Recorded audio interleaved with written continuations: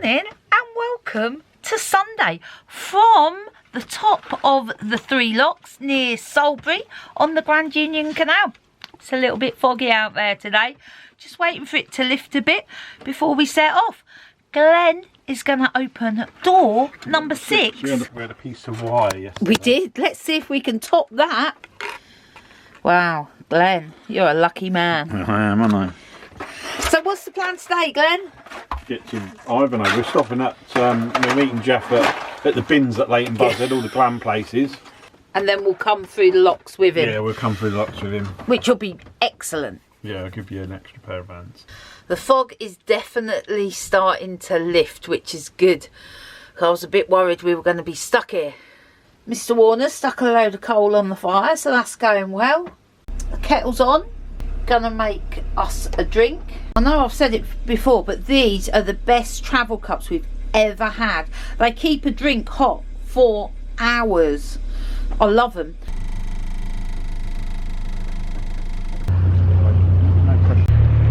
So we're off. Do you like my headband? This is the one I bought from Nancy Moo on the canal market.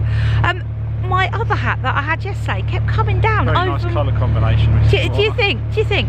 I don't care about the colours, to be honest. I'm just going for warmth. The hat I was wearing yesterday kept coming down over my eyes. Couldn't see anything at a lock. So I've opted for the hairband option. Let's see how it works out. There we go, Mr. Warner. Keep warm. I just said to Glenn, I don't think it's as cold this morning, and he's just pointed out the solar panels have ice on. We set off, the fog was lifting, and we've just gone through a bit of quite thick fog, and I was like, Glenn, I think we should pull over.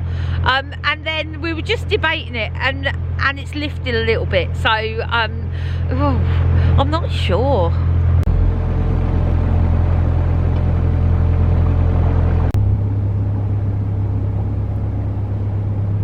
I've just been through this lock, now I'm emptying the lock.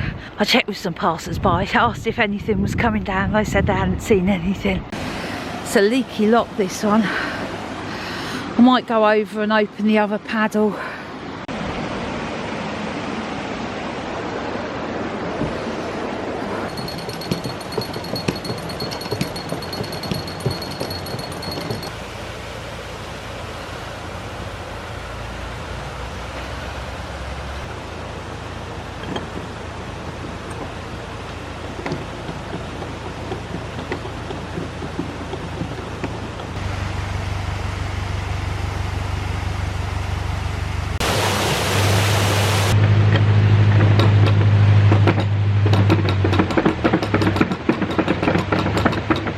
Glenn's warming his hands on the lights.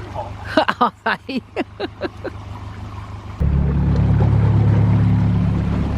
Right, that one done. Glenn's gone ahead. I said I'd walk. It'll help me warm up. I've walked ahead and I think I spot Jeff and Sally's boat just ahead here.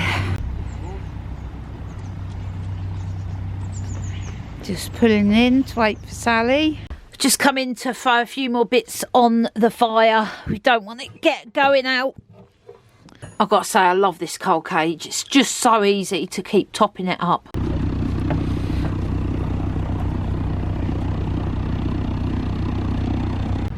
Jeff and Sally leading the way.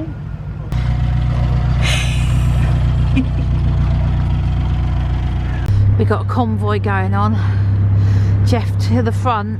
And there's another boat coming up behind. That's a whopper, isn't it?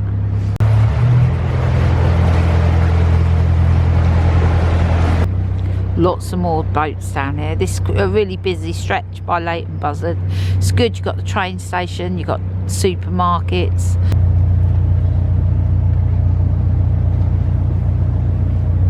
You get to see some really interesting boats along this stretch. I wonder what's under there. Lots of boats here, different shapes and sizes. Love this little one here. Look at that, absolutely beautiful. I've got a thing for little boats. On the other hand, look at that. That's like proper. That needs to be, yeah, that needs to be by the seaside. It's got a We're going to be coming up to Grove Lock soon.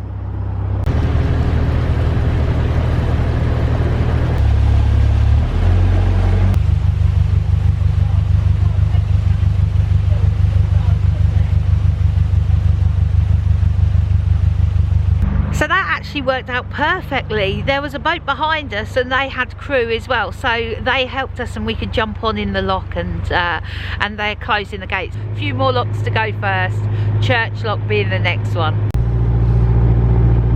Weather clearing a little bit. Yeah, the sun's up there somewhere. Yeah. So here we go at Church Lock. There's the church. This is one of the prettiest locks we've been through. I love it here. We've opened the ground paddles. Just going to open the gate paddles now. You can definitely feel the sun trying to break through. Loads of diesel in the water here. Sun is trying to come through. It's a lot clearer now than it was. Shining through the clouds. Well, that was just over at Church Lock. The sun was obviously shining on the righteous there, because we've now left that lock and no sign of the sun, and it's quite foggy again. Lots of mud. So first time ever in December, there's a bit of a queue for the lock. Someone coming out, there's someone going in, we need to go in, there's someone behind us that wants to go in, so it's very busy.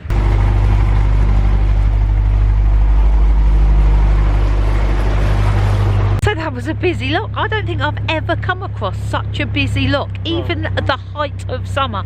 So there was 2 wide beams going up, both single crew. Me and Sally gave them a hand. By now there was 3 boats waiting at the bottom for the next few locks ahead of us.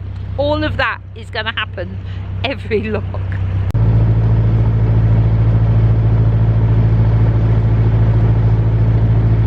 So here we are at the next lock, and 1 wide beam in the lock, 1 wide beam waiting to go in the lock, and then there's us 2, and then there's the boat behind us. Just 2 more locks to go, 2 more locks to go. We've got to lock number 32. Ivanhoe only just met Mark and Paul from yet another canal adventure, and they've been helping us with the locks. So perfect. If you haven't seen their channel, I'll leave a link below and you can go and check out their channel. We're coming up to the last lock of the day. Woo, woo, woo. This is it, the final lock. The wide beam's just gone through.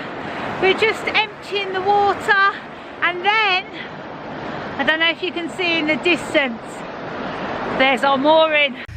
Mr. Warner coming in. Perfect. And we've arrived. We're here. An epic day of cruising. Yeah. We're here now. So I've had a shower. The water was piping hot and I was in and out super quick as well. Very conscious of water preservation. Glenn is over the moon with how many Freeview channels he can pick up. The internet speed is epic. I'm so glad to be here. So we are going to have a cup of tea, maybe a chocolate biscuit or 2 to celebrate, and then I'm going to be off to bed. It is so good to be here. I am delighted we made it. It seemed like an epic journey today. Good night from me, and I will see you in the morning.